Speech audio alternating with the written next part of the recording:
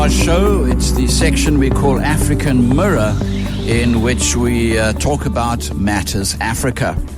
And the ongoing conflict in the DRC, Democratic Republic of the Congo, northeast, has caused an influx of Congolese nationals into Burundi, which itself is bedeviled with IDPs, internally displaced peoples, and refugees inside its own country.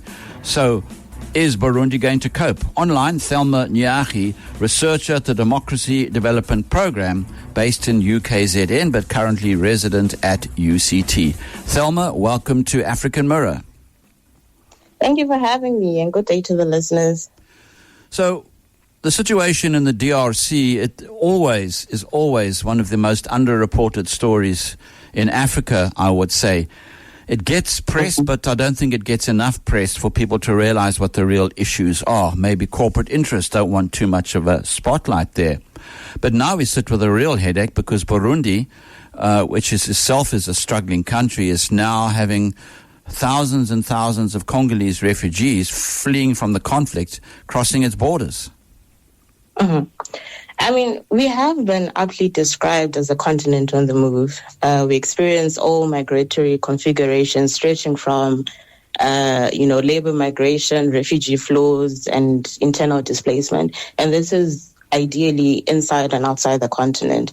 But in the current constrained funding environment, Burundi is just one of those many countries where an urgent injection of support is needed. And without it, more lives will be put at risk. I mean, let's put it into perspective. There's a high incidence of communicable diseases and nutritional deficiencies, which amount for most of the infant and child mortality rates.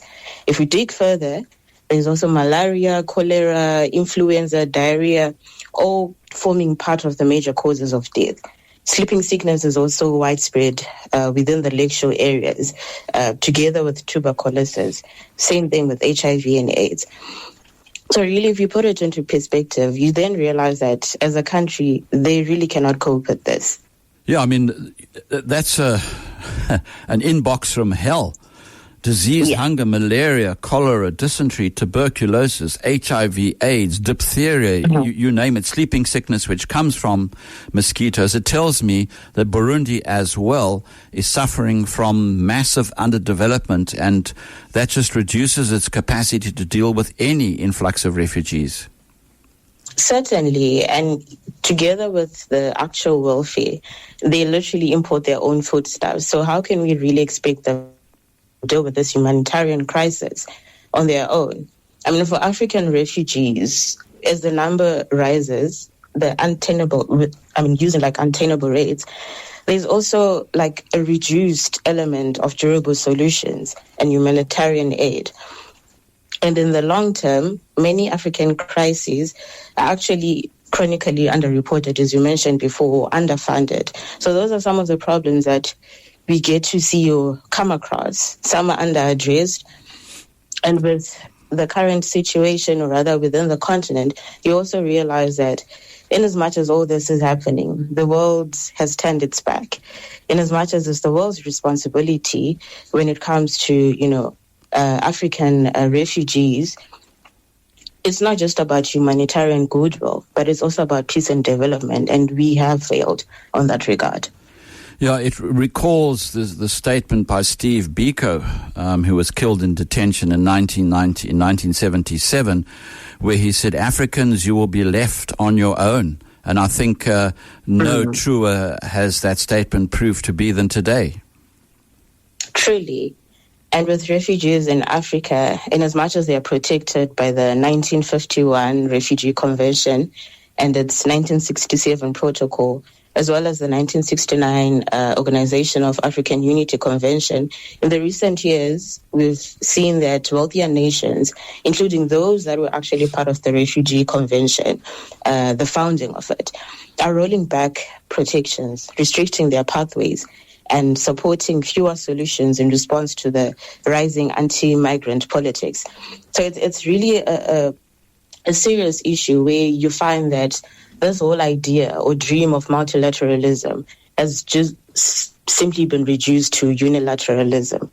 It's just out the window, basically. Do you think and we really are tight for time, but we're going to squeeze in as much as we can in the final minute or so. Do you think that the ultimate solution for our African problems, and I put problems in inverted commas, is peace? African Union somehow being able to engineer peace in the DRC and in the other regions, because surely when there's peace, then people can go back home, and the best chance we stand of surviving is at home, isn't it? Well, it's one way of putting it, but at the same time, peace won't necessarily feed you. So at the end of the day, it's more than peace that we need. Right. We need an element of literally coming together and not having this element of dealing with our own issues as nation states, but literally thinking together in a sense of development, in a sense of sustainability. So peace, yes, is one element to it, but it's not necessarily the full answer to our problems. Wise words indeed. In fact, I think one would have to add peace and justice into the equation. But Thelma Nyarhi, researcher at the Democracy Development Program, also a PhD student, UCT. Thank you for joining us on African Mirror. It's been an absolute honor.